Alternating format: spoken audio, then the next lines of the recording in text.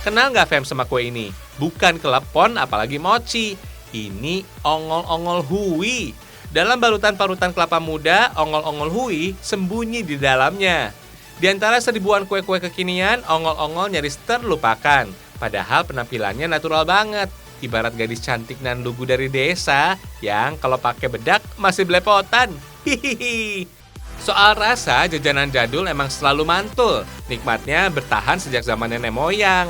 Ongol-ongol hui ini fams, kue yang unik. Nikmat disantap selagi hangat dalam kondisi dingin, teksturnya lembut super kenyal, mirip jelly lebih padat.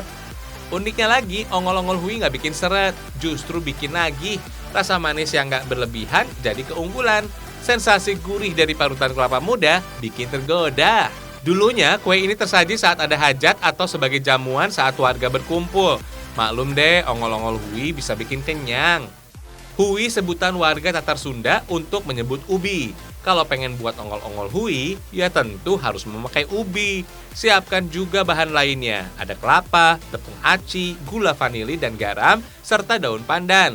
Semuanya bikin manis, bikin wangi, dan bikin nikmat. Ongol-ongol hui ini asalnya memang dari Sunda, tepatnya di Garut, Jawa Barat. Ubi kuning atau ubi ungu paling bagus jadi bahan bakunya. Nggak perlu pewarna tambahan, hasil ongol-ongol huinya pasti udah cantik. Ubi yang udah bersih dan dipotong, lanjut dikukus supaya empuk. Ini nih yang agak lama, bisa setengah jam atau lebih dengan api sedang. Kalau ubi udah mulai setengah matang, silakan ambil dan kupas kulit luarnya. Cara ini fams bisa buat warna kuningnya lebih cantik. Lanjut deh, kukus lagi ubi sampai empuk. Apapun bahan baku campurannya fams, kelapa tetap jadi ciri utama setiap ongol-ongol. Persis kayak klepon dan wijen pada onde-onde. Wajib, nggak boleh ketinggalan. Tapi kelapa bukan cuma jadi taburannya aja. Pada adonan ongol-ongol hui, kelapa diparut untuk diambil santannya fams. Tepung aci alias tapioka jadi bahan dasar adonan ongol-ongol hui. Tepung aci ini bisa buat tekstur ongol-ongol jadi kenyal dan lentur.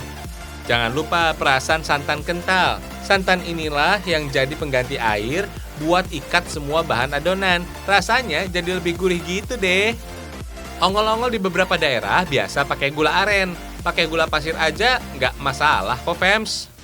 Kalau ubi kukusnya sudah matang, silahkan lumat sampai hancur. Buat kalian yang suka sensasi kasar, nggak usah sampai halus betul. Sip lah, tinggal campur aja nih ubi halusnya dengan adonan tepung aci. Sebagai jajanan tradisional Nusantara, kue ongol-ongol juga ada di wilayah lain. Ongol-ongol terkenal dari Jawa Barat, khususnya wilayah Indramayu dan sekitarnya. Sementara di ibu kota Jakarta, kue ongol-ongol juga udah turun-temurun menjadi kudapan khas masyarakat suku Betawi. Versi lain cerita, kue ongol-ongol justru berasal dari Mongol. Habis namanya mirip-mirip gitu sih. Terlepas dari mana asalnya, cara memakai ongol-ongol semuanya aman. Dikukus sampai matang sekitar 15 menitan. Gak usah nunggu sampai dingin, ongol-ongol hui udah bisa langsung dipotong. Walau sulit dipotong dan bentuknya nggak beraturan, bukannya gagal. Memang seperti inilah tekstur ongol-ongol hui sesungguhnya. Lihat aja nih kalau sudah bulat berbalut kelapa, hasilnya jadi cantik fams. Ayolah, bikin di rumah. Hihihi.